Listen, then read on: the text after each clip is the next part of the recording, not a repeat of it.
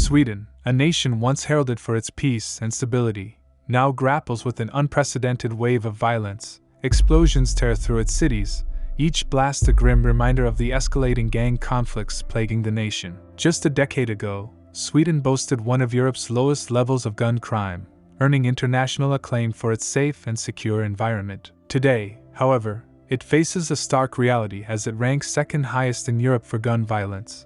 A shocking reversal that has left many questioning how such drastic changes unfolded. The severity of the situation cannot be overstated, leaving communities shattered and authorities scrambling for solutions. In 2023, over 50 people lost their lives in shootings, and there were over 140 explosions, marking the highest recorded number. Shortly after, Sweden's Prime Minister Ulf Kristersson delivered a rare national address, acknowledging that no other country in Europe faced a similar situation. He pledged to enforce stricter penalties for violent crimes. He also highlighted the concerning reality that children are now carrying not just books but the burden of drug markets on their shoulders in Sweden. Last month, when 3 explosions rocked different parts of Stockholm in a single night, residents were stunned. While blasts had occurred in other city suburbs before, experiencing them close to home was a new experience for many. Swedish police are facing an unprecedented surge in attacks, with city center locations also being targeted. The bomb squad has been summoned to handle 97 explosions in the first 9 months of this year alone. Kristersson's center-right government came into power last year, promising to take a tough stance on crime. However, they've struggled to curb the violence since then. Both the government and the leftist opposition have been pointing fingers, each blaming the other for the situation. The opposition claims that the government's actions have made the country less safe, while Kristersson places the blame on irresponsible migration policies and failed integration under the previous administration. Sweden was once known in Europe, alongside Germany, for its open immigration policies, welcoming hundreds of thousands of asylum seekers from the Middle East and Africa. However, due to increasing crime rates and other social issues, Sweden has significantly reduced migration levels in recent years. Back in the 1930s, Sweden was really cautious about this stuff. In fact, even a dozen doctors from Germany were seen as such a big deal in 1939 that people protested, leading to a government report. Turns out of 2,810 refugees, most of them 2,029 people were Jewish. During World War II, even more refugees came in.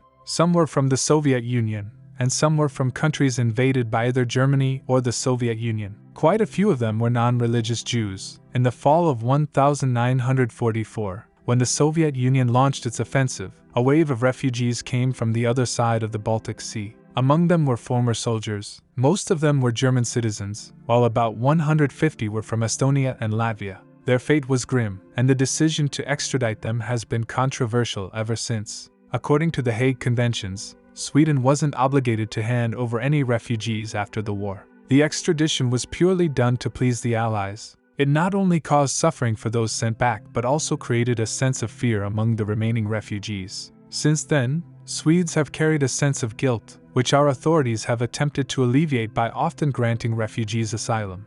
Sweden stands out as the only European nation where fatal shootings have seen a significant rise. Once known for having one of the lowest rates of gun violence in Europe, it now experiences one of the highest, all within just 2 decades. A report from the Swedish National Council for Crime Prevention highlights this contrast, revealing that in 2017, while Europe as a whole averaged 1.6 gun violence deaths per million people, Sweden recorded nearly 4 per million people. By 1397, the Kalmar Union was established, uniting the 3 Scandinavian countries under a single monarch. However, the Union, 1397-1523, was marred by internal conflicts, reaching a climax with the Stockholm bloodbath in 1520. At the behest of the Danish Union King, Christian II, 80 Swedish nobles were executed. This brutal act sparked a rebellion, leading to Christian II's removal from power in 1521. In his place, Swedish nobleman Gustav Vasa was elected King of Sweden in 1523,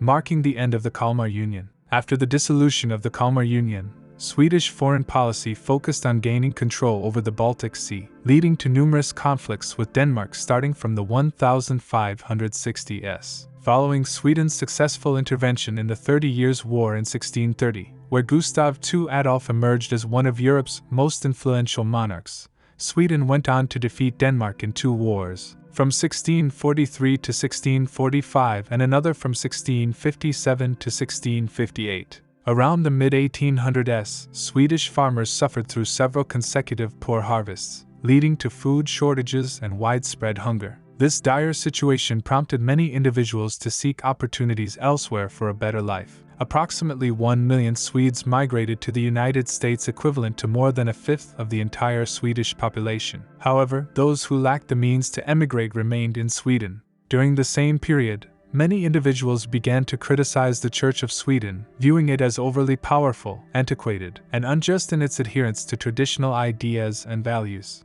Similarly, there were those who believed that the king wielded too much authority. In the 19th century, nearly all power both within society and within families was concentrated in the hands of men. Those who challenged this hierarchy were sometimes ostracized by their peers and families. The Church of Sweden exerted significant influence on various aspects of society, including the formulation of laws. Many customs and traditions in Sweden originated from practices within the Church. In 1919, the Riksdag, Swedish Parliament, passed legislation limiting the workday to 8 hours, and that same year, women gained the right to vote in Riksdag elections. Every nation has a distinct set of regulations that govern the lives of its citizens. Hence, migrating to another country presents numerous challenges. Adjusting from familiar rules and embracing a new way of life is no simple task. In various countries, immigrants have voiced experiences of discrimination. Immigrants in Sweden are particularly impacted by the hurdles encountered in their host nation. This paper delves into the challenges faced by immigrants worldwide, with a specific focus on Sweden. Immigrants in Sweden encounter obstacles in accessing fundamental education,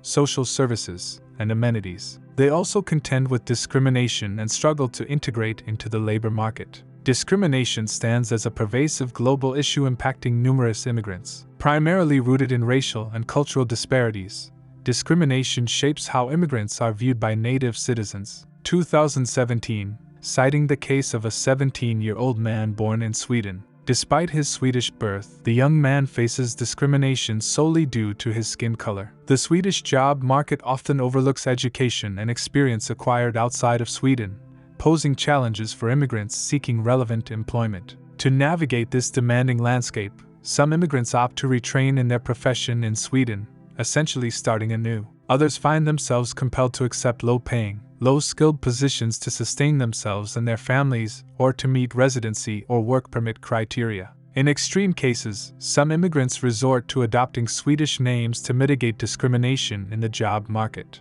I find this unacceptable, as I believe that in a democratic society, companies and organizations should uphold human rights and promote diversity and inclusion. Therefore, I urge highly educated and qualified immigrants to recognize their value and, whenever feasible, refrain from compromising their identity or settling for underpaid, undervalued, and insecure employment opportunities. While the Swedish job market may present obstacles for highly educated immigrants, there are still avenues for opportunity for those who are adaptable and willing to transfer their skills to different sectors.